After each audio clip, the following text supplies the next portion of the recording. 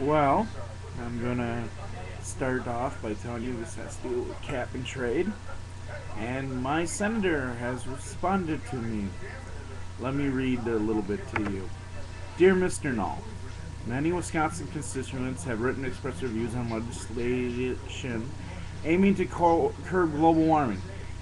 And blah blah blah. I appreciate hearing your input as I study this bill. Blah blah blah. As you may know, greenhouse gases like carbon dioxide and methane. Okay, now let me say this right now. Carbon dioxide, you exhale it. All animals do. Plants eat it up. And when animals fart, it's methane. So believe it or not, this is something that is natural and is already in the carbon cycle. Now they've come up with this theory to say that just naturally animals are destroying the environment basically. Because, I mean, animals do the same things humans do. So, I mean, come on. And now they come up with the refineries, these power plants, etc. But here's something I have to tell you. One volcanic eruption. That's right, one volcanic eruption produces more CO2 and methane in the atmosphere and pollutions than we have produced since the beginning of the Industrial Revolution. Now, come on. And not only that, you could wipe out all the rainforests on the planet, but 99% of the CO2 is taken out of the earth by the algae and other ocean-borne plants. So, believe it or not, the ocean is really what we need to protect. The ocean is the big ecosystem that keeps this world going. Now, they love to say that heating and cooling and weather are unrelated to this so-called global warming.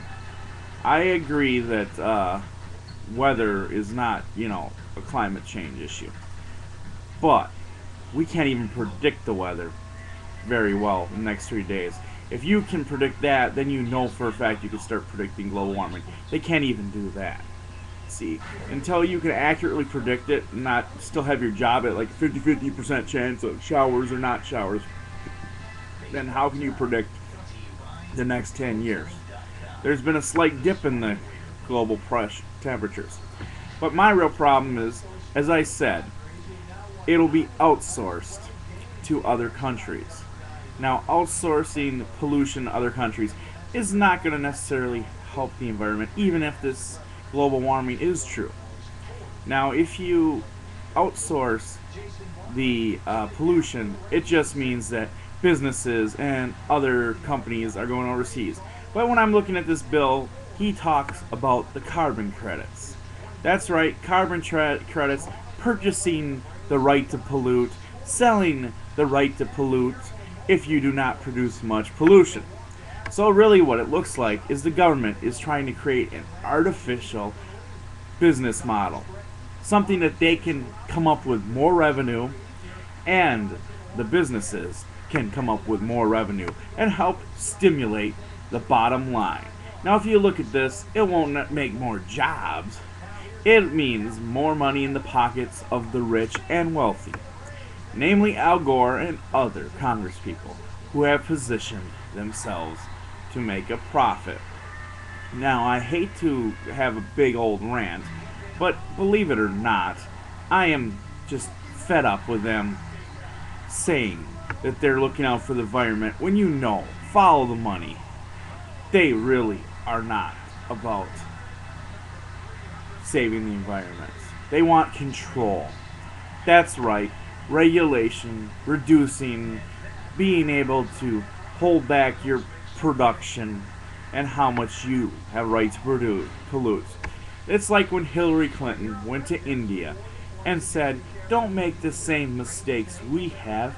Please agree to cut your greenhouse gases and join us in the anti-pollution group.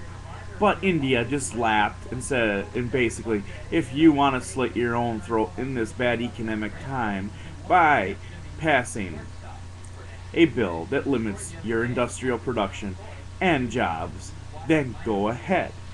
See, now maybe cap and trade, if it saved the environment, would be a good idea. Maybe. But we're doing this at a bad time, and what we need is to have more business. That's right. We need more jobs, not less, not more money burdens on the people. Now, they like to say, he goes, I'm an analysis of this cap and trade bill. Now, in his letter, he says an analysis by the nonpartisan Congressional Budget Office found that the increased cost to the average household for higher energy prices would be only about $175 per year or 48 cents per day. Overall, the amount of CO2 emissions preempted by this legislation would be roughly equivalent to taking 500 million cars off the road. Now, that is interesting. What is the population of America? Is it 300 million? Or I do not know. If anybody knows, let me know. But I think that there's less people than cars then, if you could take 500 million cars off this road. I love it when they come up with numbers like that.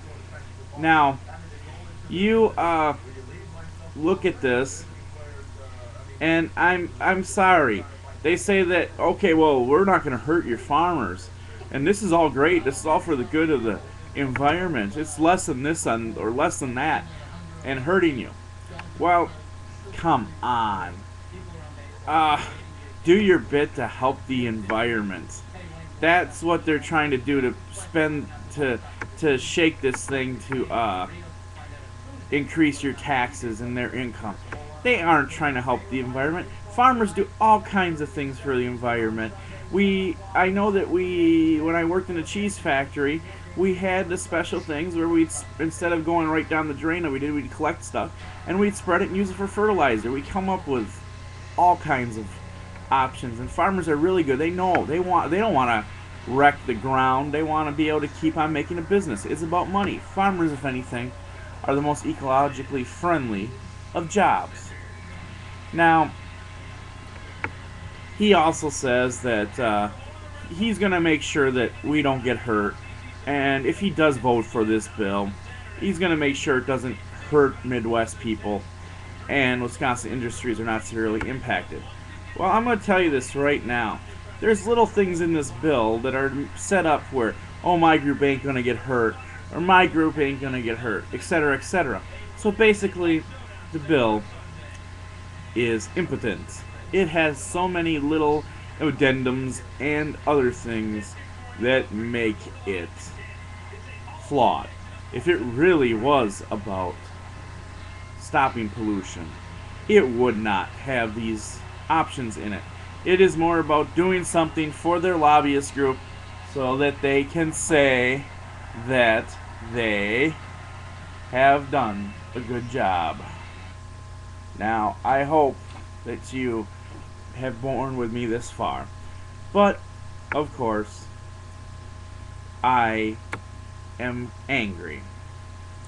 Now, he says that this American Clean Energy and Security Act of 2009, which is the name of the bill, or H.R. 2454, it aims to reduce greenhouse gas emissions gradually to 70% of 2005 levels by the year 2050, and requires states to get at least 15% of their energy from renewable resources by 2020. The bill establishes a cap and trade system under which 50% emission credits would be auctioned off, with the proceeds reinvested in alternate energy research, while 85% would be freely allocated. Now, where does that mean? Where's it going to go? Freely allocated. Probably the government. Now, alternate energy research. I'm sorry, we got all these windmills and all stuff. That's great. But here in the Midwest, we're mostly coal plants. And all of a sudden, hit us hard, shock us, and we got to heat ourselves and keep ourselves warm. You got to go with what's the most energy efficient.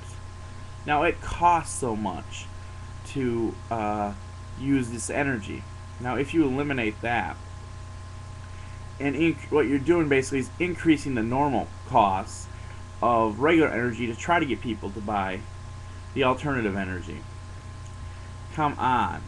When the alternative energy naturally produces efficiently enough energy to combat the current coal, gasoline, we will